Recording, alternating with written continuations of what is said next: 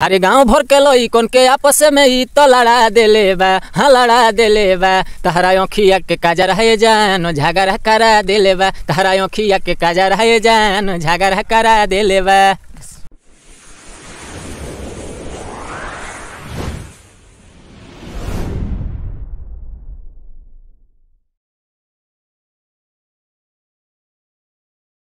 एक बार फिर से स्वागत है हमारे YouTube channel trending matter Bhojpuri पे। तो एक बार हम लोग फिर से आए हैं रंजन भैया के पास, ठीक है। तो उस दिन इंटरव्यू में मतलब बहुत कुछ ऐसी बात है जो मतलब हम लोग पूछना भूल गए यार, थोड़ा जल्दी में थे तो अच्छा से नहीं पूछ पाए। तो आज उन सब सवालों की लिस्ट हम बना कर लाए हैं और जानते हैं रंजन भैया से उनका मतलब जवाब, ठीक है। आप बने रहिए हमारे साथ। स्वागत है रंजन भैया हमारे यूट्यूब चैनल पर। चलिए नमस्ते प्रणाम। हम आप सबन के भाई रंजन लाल यादव और आज बड़ा खुशी होता है कि भाई दोबारा हमनी से भेंट मुलाकात करे आइल बनन। और पहले भी आप सब इंटरव्यू में देखले हो कि भाई से भेंट मुलाकात भई रहे, तो भाई पूछताछ करे खातिर आइल बनन। तो भाई के चैनल सब्सक्राइब करी और भाइयों के आगे बढ़ाई और भाई सवाल जवाब करी। हम तो रंजन भैया का हम बहुत धन्यवाद करम कि यहाँ के मतलब सपोर्ट करे के बात करनी और वो सपोर्ट भी करी, ठीक बा। ऐसे ही हम रंजन भैया और वीडियो दिखाते रहे। तो सवाल नंबर पहले से चालू करें रंजन भैया से। तो रंजन भैया जब हमने के फिर से दोबारा आइल में तो खिसियात नहीं खिनू ना खिसियाए के का बा, बस आप सबके आशीर्वाद बा। और हमार भाई जे भी दर्शक बावे हमरा के देखल चाहेला, तो हम चाहब कि हरदम हम ट्रेंडिंग मैटर भोजपुरी पर हरदम आवल चाहब और ये हमार खुशनसीबी हुई।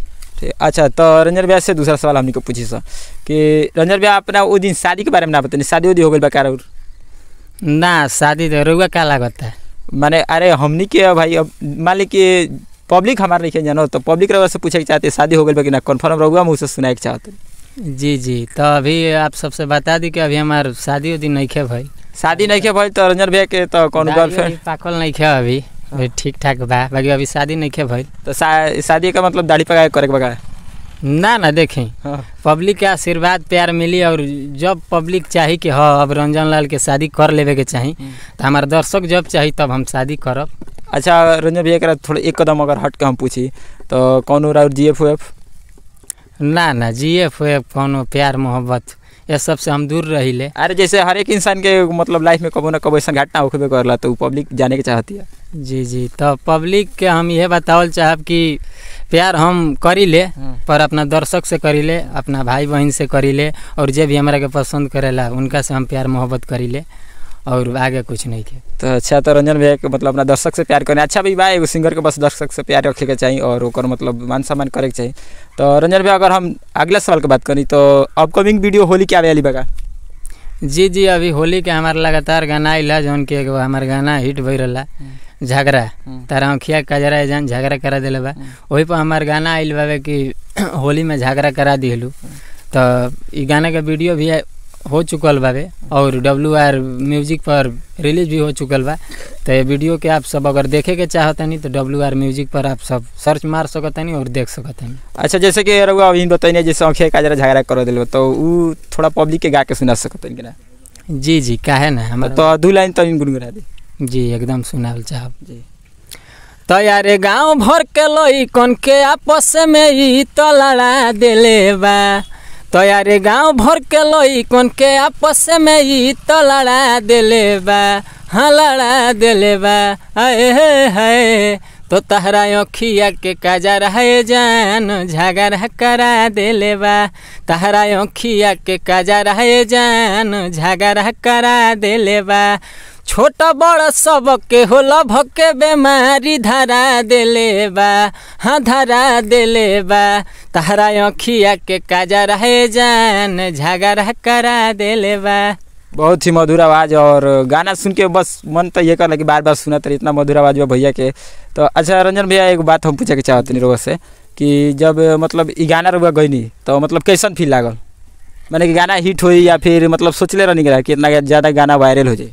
फील तो भैया बहुत तकलीफ भी भई रही। गाना जब रिकॉर्डिंग हमनी के करत रहनी जा तो हम ये गाना हसनपुरा में रिकॉर्डिंग भइल और हसनपुरा में हम गए रहनी तो बड़ा लाइन भाग चुकल रहे और हम गईनी तो बहुत थोड़ा हम स्टूडियो वाला भाई से कहनी जो उनकी सुनील हमारे बहुत अच्छा दोस्त मित्र जिनकर स्टूडियो रहे उनके स्टूडियो में रिकॉर्डिंग भइल, कृष्णा रिकॉर्डिंग स्टूडियो जो उनके हसनपुरा में बा। तो भाई से हमारा उतना टाइम ना रहे तो हम भाई से कहनी कि हमारा घरे जाए के बा और कुछ काम बावे, अगर लाइन ना आई तो हम चल जाम। तो भाई जनरेटर के व्यवस्था कैलन। जनरेटर के व्यवस्था करके वो बड़ा ई गाना रिकॉर्डिंग भइल और बहुत तकलीफ से और बहुत मुश्किल से ई गाना रिकॉर्डिंग भइल। हमनी के आशा ना भरोसा ना रहे पूरा कि ई गाना अगर इतना बाजी या वायरल होई, बस दर्शक के प्यार बा आशीर्वाद बा कि ई गाना इतना आगे गइल। अच्छा तो मतलब ई तो ठीक बा। अगर हम लोग गाना के बात करी जैसे में कौन कौन ज़्यादा फेमस भेलो तो ओकर थोड़ा लिस्ट बता सकते? जी लिस्ट हम बताइब कि और कौन गाना जौन वायरल हो भइल ओकर? जी हमार करियर चालू भइल जौन कि हम 8 गो गाना गौले रहनी, सैड सॉन्ग रहे और वो उतना अच्छा रिस्पांस ना मिल रहे। ओकरा बाद एगो गाना ओकरा ज़्यादा करके अश्लीले चलू, तो ओकरा एगो हमार गाना आई रहे मारी सिवान वाला कच कच। मतलब यही गाना से ज़्यादा पहचान मिलल? जी यही गाना से हमरा ज़्यादा पहचान मिलल और हमारे जो भी दर्शक बाबे हमरा के पसंद कैले गाना के और बहुत अच्छा आशीर्वाद प्यार जो भी बाबे मिलल। और ये गाना हम 8वां 9वां गाना ही गौनी और पूरा ब्लास्ट भइल और ज़्यादा करके 2 महीना में ये गाना वायरल हो गई।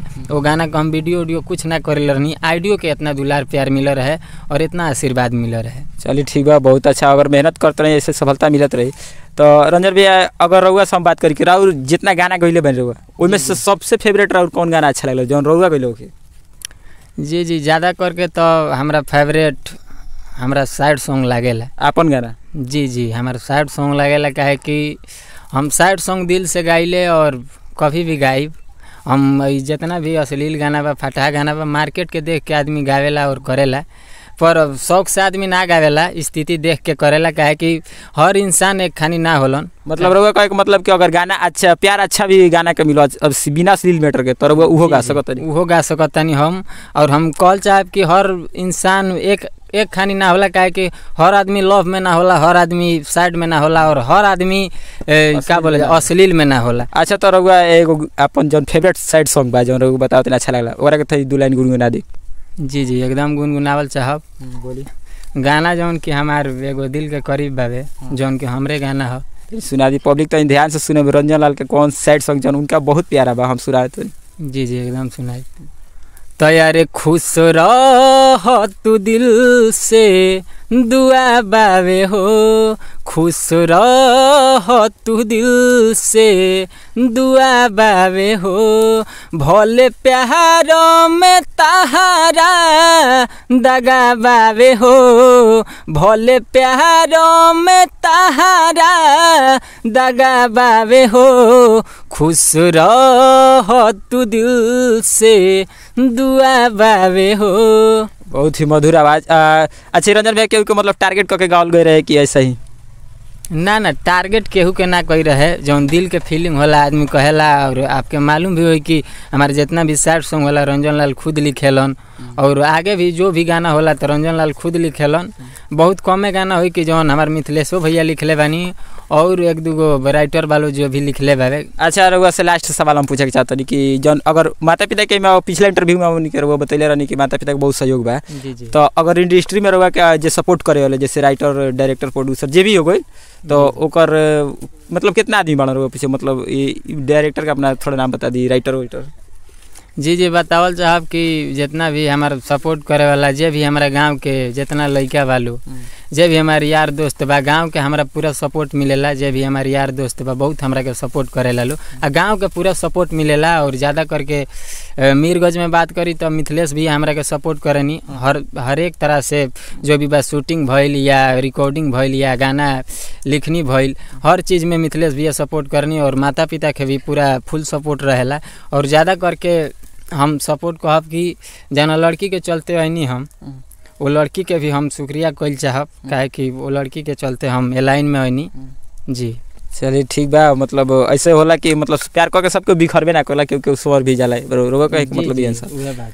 ठीक बा रंजन भैया से बात करके बहुत ही अच्छा लगल। प्लीज़ बताएं लोग रंजन भैया के साथ ही दूसरा का मीटअप कैसन रहल और इनका गाला मतलब साउंड कैसन रहल और यहाँ के जो विशेष करके राइटर जी बानी का नाम बताइए भैया? मिथिलेश भैया से। मिथिलेश भैया से एक बार बात करें उनका स्टूडियो पर जाके और वीडियो के प्यार दिला दी और ट्रेंडिंग मैटर भोजपुरी के सब्सक्राइब करी। मिलते हैं नेक्स्ट वीडियो में।